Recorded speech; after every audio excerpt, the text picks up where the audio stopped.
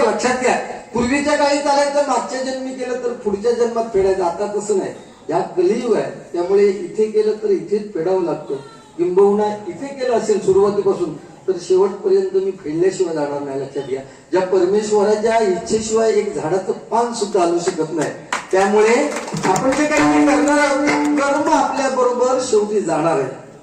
जे तुम्ही पूर्वीच्या काळी करायचं मागच्या जन्मी आताच्या आता तसं नाहीये. इथे करायचं इथेच फेडायचं. आणि तुम्ही आपण जे कर्म करतोय तेच शेवटी मरते शेवटी आपल्या उपयोगाला येणार आहे. प्रभू रामाचा बाप दशरथ याने सुद्धा मरणाच्या उंबरट्यावर असताना मोठ्याने किंकाळी मारली होती. का तर ऐन तारुण्यात त्याने श्रावण बाळाला मारलेला बाण आणि त्यानंतर श्रावण बाळाच्या आई वडिलांचं विवळण हे त्याला नजरेसमोर येत होतं म्हातारपणी. आणि श्रावण बाळाच्या बापाने शाप दिलेला, ज्या पद्धतीत माझ्या मुलाला मारलं त्या पद्धतीत तुझं सुद्धा आई बापा विना म्हणजे मुलांविना तुला तू तडपडशील. म्हणून बरोबर ना, दशरथ राम प्रभू रामाचा बाप दशरथ हा सुद्धा जाताना एकटा गेलेला. लक्षात घ्या. त्यामुळे आपण कर्म करायचं परमेश्वराला. हे कलियुग आहे, पाप इथे घडतच राहतं. लक्षात घ्या, पुण्य करावं लागतं आणि ते तुमच्या कर्मामध्ये अधिक त्याची बेरीज वजाबाकी होते. आम्ही ते दोघे एकत्र आहोत, पण आम्हा दोघांपैकी एक जर कोण बाजूला झाला ना तर आम्हाला दोघांपैकी एकाची किंमत कळेल. जर हा बाजूला झाला तर माझी किंमत त्याला कळेल आणि तो बाजूला झाला तर त्याची किंमत मला कळेल. आणि हे पूर्वपार चालत आलेलं आहे. जगाचा बाप प्रभू राम सोबत असताना मुठभर सोनं असलेल्या हरणाचा मोह कोणाला झाला? सीते मातेला झाला. जगाचा बाप सोबत होता तरी पण मुठभर सोनं असलेल्या हरणाचा मोह सीता मातेला झाला. आणि अख्खी लंका सोन्याची असताना प्रभू रामाची किंमत सोन्यापेक्षा जास्त आहे हे केव्हा कळालं? लंकेत गेल्यानंतर कळलं. तशी परिस्थिती आहे. आपण इथे आहोत ना, एकमेकाचं आपल्याला बरं बघत नाही. आज दोघं जण मी कसा श्रेष्ठ ठरणार याकडे आमची दोघांची वाटचाल असणार. मग मैत्री आमची दोघांची बाजूला राहते. राहू दे विषय. आपला भजनमुळे रामकृष्ण हरी या मंत्रावर अवलंबून आहे. आज 22 जानेवारी 2024 रोजी प्रभू रामाची प्राण प्रतिष्ठापना अयोध्येमध्ये झाली. किती वर्षानंतर? 500 वर्षानंतर. आणि ते बघण्याचं भाग्य मला सगळ्यांना मिळालं. ही गोडी मोठी बाब आहे. लक्षात घ्या. बरोबर ना. त्यामुळे राम समजायला सोपा आहे, राम लिहायला खूप सोपं आहे.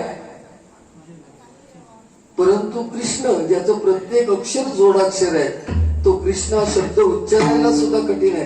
कृष्ण लिहायला सुद्धा खूप कठीण आहे आणि कृष्ण समजायला सुद्धा खूप कठीण आहे. ज्याला कृष्ण समजला त्याला आपलं जीवन समजलं. म्हणजे प्रभू रामाचं आपण नामस्मरण करतो तो प्रत्येकाच्या हृदयात आहे.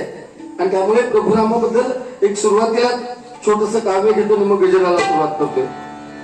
काय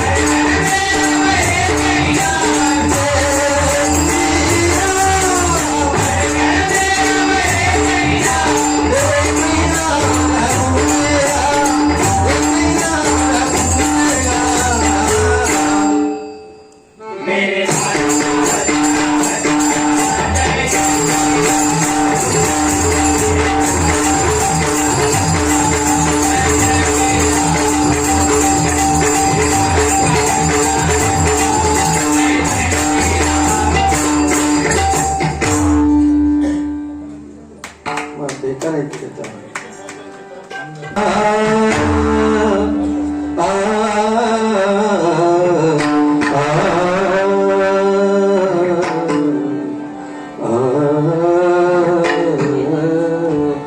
अमृतानी गोड नाम तुझे देवा, नाम तुझे देवा.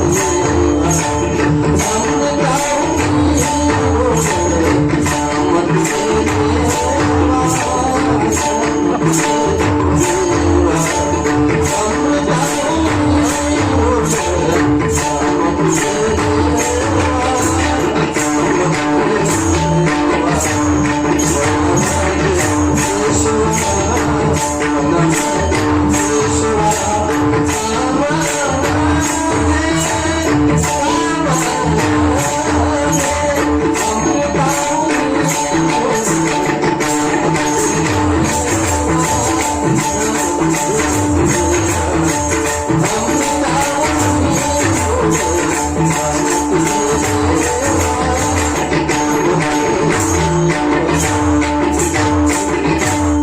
तबल्याचा आवाज जरा कमी करावा.